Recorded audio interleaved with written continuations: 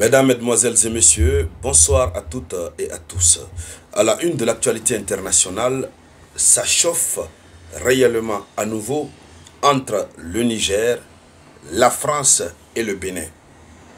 Ça chauffe, le torchon brûle. Le général d'armée Abdourahmane Tiani, président de la République du Niger, vient de procéder à une déclaration dans laquelle il porte un doigt accusateur sérieux sur la France. Oui, et il déclare la fermeture continue de la frontière entre le Bénin et le Niger. Ce qu'il faut noter, c'est que les relations entre ces deux pays sont en train de s'aggraver. Ça s'aggrave. Du jour en jour, on va de mal en pire. Alors, qu'est-ce qui se passe?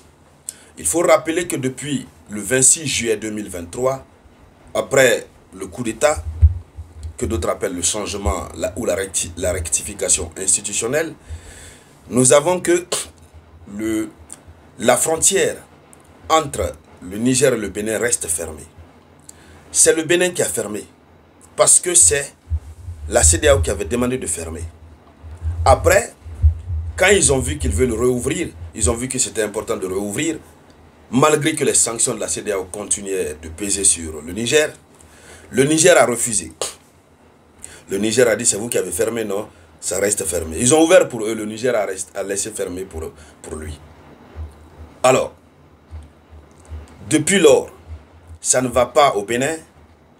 La région frontalière, la zone frontalière nigérienne du Bénin, ça ne va pas sur le plan économique et tout ça. Mais le Niger serre son cœur. Le Niger continue de fermer. Le Bénin est monté.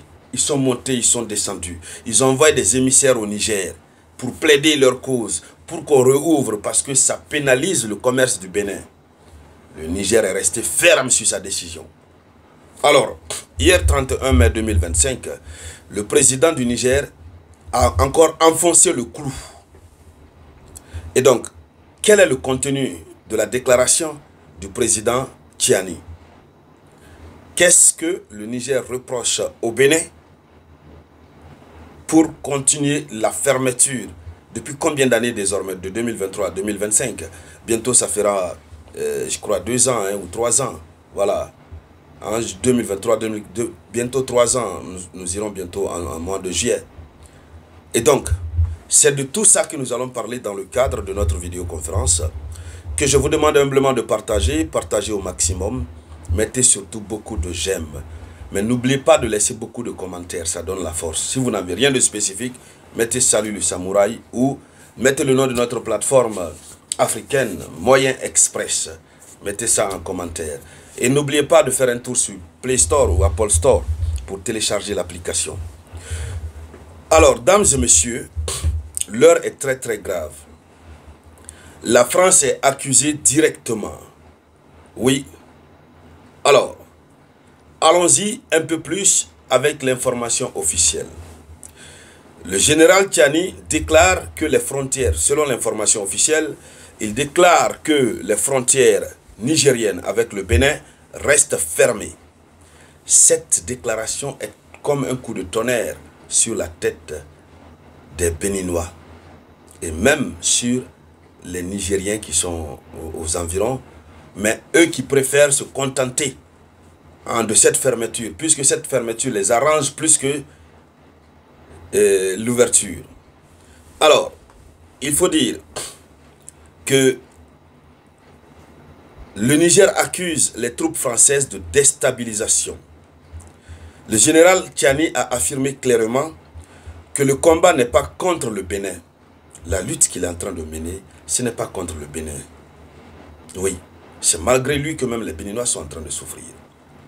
Il dit, mais le combat c'est contre les troupes françaises de déstabilisation qui sont sur le territoire béninois. Et vous savez, par rapport à la présence des troupes françaises sur le territoire béninois, il y a de cela un peu longtemps, le Niger a dénoncé, le Niger a même sorti des preuves de l'existence même des camps de formation. Selon des images, un reportage diffusé par la radio-télévision nigérienne, sur le territoire béninois, il y a effectivement une base militaire, plusieurs bases militaires françaises, mais il y en a une qui forme les terreaux pour les envoyer au Sahel. Mais le Bénin est sorti, le Bénin a démenti, le Bénin a dit que ce n'est pas vrai. Or, lorsqu'il devrait attaquer le Niger, nous avons vu des bateaux qui sont venus débarquer des soldats et du matériel lourd français sur les ports béninois. Alors donc, le Niger a toujours démenti, du moins le Bénin a toujours démenti, le Bénin a toujours plaidé pour sa cause, pour son sort. Mais malheureusement pour le Bénin, le Niger aussi ne comprend pas et ne veut pas comprendre. Et sur bon droit, le Niger a raison. Le Niger a démontré par A plus B qu'il existe des bases militaires. Donc pour trouver rapidement solution, qu'est-ce qu'il faut faire en temps normal? Il faut que les autorités béninoises invitent des autorités nigériennes à se transporter pour procéder à une sorte de patrouille sur l'ensemble du territoire béninois. Voilà. Il y a ça aussi qui est une option que moi je propose. Mais allons-y dans les profondeurs. Partagez la vidéoconférence au maximum. N'oubliez pas d'aller télécharger Moyen Express. Voilà. Il faut déjà commencer à vous informer sur ce qui se passe. C'est ça.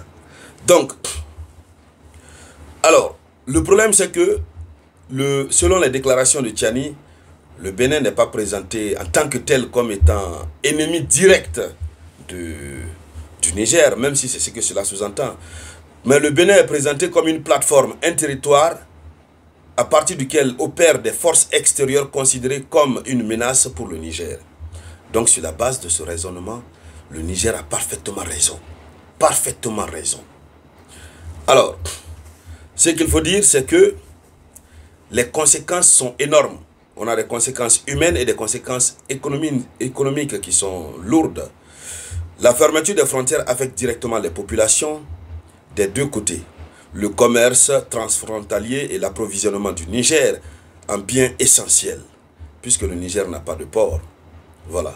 Mais il faut dire que malgré tout, les pipelines continuent de travailler. Le pétrole nigérien qui sort par le port Djigbo-Sémé, Sémé-Djigbo, je crois que c'est comme ça le nom, du Bénin, ça continue déjà. Donc, les conséquences sont très énormes. Et le problème, c'est que ça a aussi une dimension géopolitique. Alors, cette accusation de la France révèle que, c'est-à-dire, la France elle-même n'est en train de rien faire pour chercher à stopper en Afrique ce qu'on lui reproche. Donc la France s'en fiche pas mal. Et tant que la France va continuer, le Niger va continuer, les pays africains vont continuer à s'opposer. Alors donc, dames et messieurs, voici la une de l'actualité du côté du Niger. Merci donc de partager la vidéoconférence au maximum. Je vous reviens tout à l'heure avec de nouvelles actualités. C'était la voix de votre unique samouraï.